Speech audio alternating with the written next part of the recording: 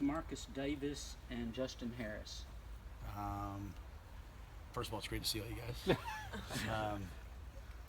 First of all, I'm really proud all the guys are here, and they've worked hard. DeMarcus is leaving. He's transferring to another school.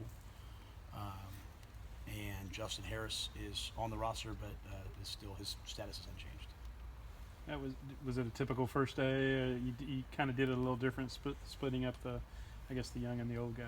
Yeah, that's something I've done the last couple of years, and I wasn't able to do it last year because we were in class. Excuse me, and the schedules were a little different. But it makes for a really long day for the coaches. We were out there for about 3 hours or something like that. But it's really, I think, important, 3 hours and 20 minutes. But it's really important that we can work with the veterans at the level that they need to be worked at. That they can, a lot of those guys have worked hard all summer. They've been in the system for a year. They can take the next step. And then for the young guys, so often there's not many places in the country where the freshmen got coached. And when I say freshmen, all the, just half the team got coached. So a lot of times they come and they hold a bag the first day. And, we have a lot of players that are going to play. And for the first time in college football history, everyone's going to play here and there. So,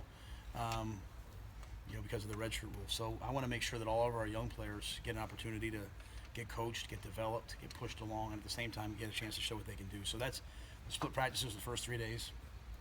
Friday, Saturday, Sunday. Saturday, Sunday in the mornings, or I guess Sunday's not, but this was hard on the coaches. It was a test to make sure we're ready. So. Did you see any carryover from what they learned in the spring to today? Oh yeah, absolutely. I mean they've come so far. We'll probably have more in today in one day than we had in probably all last training camp. On both sides of the ball. I mean we're not having to start over with the older guys. The young guys are swimming a little bit. That's why we broke them up. But the older guys, I really think they've done a great job over the summer on their own of working together. And I think that shows by having the ability to go in. Because what you really want is you had 15 practices in the spring. You really want this to be practice 16, not practice 1. We only have 16 practices really until we start school. So we want to make sure we can maximize days like today. How'd Charlie look today in the other QBs? I thought all the quarterbacks threw the ball well. And, Charlie's arm is he's healthy. He's throwing the ball really well. Jalen McClendon, it's the first time for me to see him throw a ball live. And I thought he could really spin it. Gary looked great. Preston Hurd did really well. And so a couple of the young quarterbacks, Preston Weeks and Michael Everett, Garrett McGuire. But those older guys, they threw the ball well. They're confident in what they're doing. I think you can see them, taking their level of play to the next level. So who were the younger, how'd you split it up? Were the younger guys this afternoon the ones who didn't play at all last year? No, just really half the team, right? So Just if we have half 4 deep, we take the guys, the varsity, the guys who played the most. We have a lot of guys who play a lot of football in this younger group, so like Chad Kelly, Jared Atkinson, but at the end of the day, just kind of split it in half. So, but all the freshmen are in that younger group. So, just split the team in half so we can make sure we can really focus on each player on the team. How did McClendon first get on your radar, and what was the decision behind going and grabbing a grad transfer quarterback? Well, I think the biggest thing is you can't live with 2 scholarship quarterbacks. I don't know if anybody can, and so we knew we needed another one, and grad transfer seemed to be the best option. And we had a lot of guys that we looked at. Frizz Jackson had spent time with him at NC State. I'm not sure if Frizz recruited him or just coached him, and just said what a quality human being he was.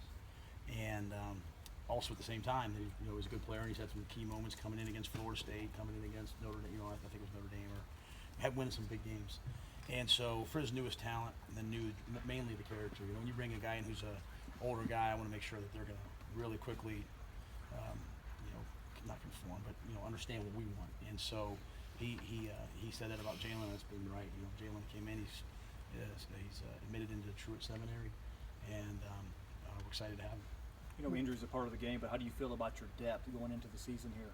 We pretty much have everyone. We have Gavin. Even Gavin Holmes was cleared off that late. Now I'm not sure. We'll go slow with Gavin, but we're about as healthy as a team can be, and so I feel good about that. And we have to have the toughness to fight through the bumps and bruises of training camp, and callous ourselves so that we don't have those injuries over the course of the season. So we're going to work hard to make sure that we're as tough as we can be, and injuries will happen, but we want to make sure all the bumps and bruises we have a group that can fight their way through, and I think we have a lot of guys that are like that. Did you split up the team last year? I couldn't do it last year because of 4 deep, or well, whatever that is. Well, it was roster, but also as much Just we were in summer school for like 6 weeks. I mean, the summer school went way longer.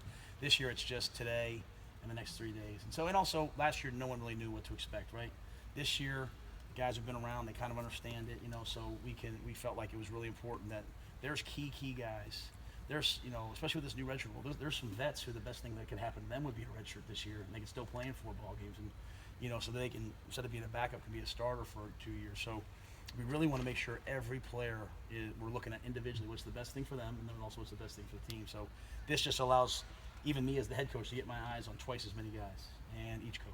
Do you have to do that because of the fact they could play 4 games? Do you practice differently? No, well, we I mean, did down the road? Yeah, we did it. We did it at my last stop, and kind of funny. I saw Mike Bloomgren from Rice, who's a heck of a guy, and he was talking about doing this. And I said to myself, I've been toying back and forth, like, are we going to do this? And I remember Mike saying, they did it at Stanford. He's doing it at Rice. I said, that's what we should do. And I think the biggest thing is, like, when we have a special teams, as opposed to having 2 deep, we're going to have 3 or 4 deep. Because each and every week, guys could be. It's like almost like the NFL. Like, hey, you're active this week, you're up. And so we're trying to teach the special teams and all these opportunities to a bunch of guys. So I think strategically, we're going to try to make sure that we maximize each player's opportunity this year. Build the roster, not just for this year, but for next year. You have guys who maybe they've come and they've played 2 years already, and they haven't really started yet, but they've played. This is an opportunity. If they're the best player, we'll start them. But if they're not, maybe we can redshirt them and have them be a starter for 2 years. So there's just guys that, because of the things that haven't had a chance to redshirt, and if we can use now, I think it's a great rule. Talking about wide receiver, going from the spring to now, are they out just from one practice? Do they exceed your expectations, or what's your thoughts on that? Well, I think the biggest thing is that they're all healthy. So that's day one. We always know we'll have a couple pulls or something. Unfortunately, but I think over the course of the next 2 weeks, I think we're going to see that group really, take this step. And I love the work ethic they had today, and I think the freshmen are really special. So adding the freshmen in, getting Jared Atkinson back. He wasn't with us in the spring. Getting Jay Red back. Those things to me strengthen the group. Getting Platt back, Gavin's, Sneed's now. So the whole group is full. So I'm excited about them. I think they could be a really good group. You were very hands-on with the offensive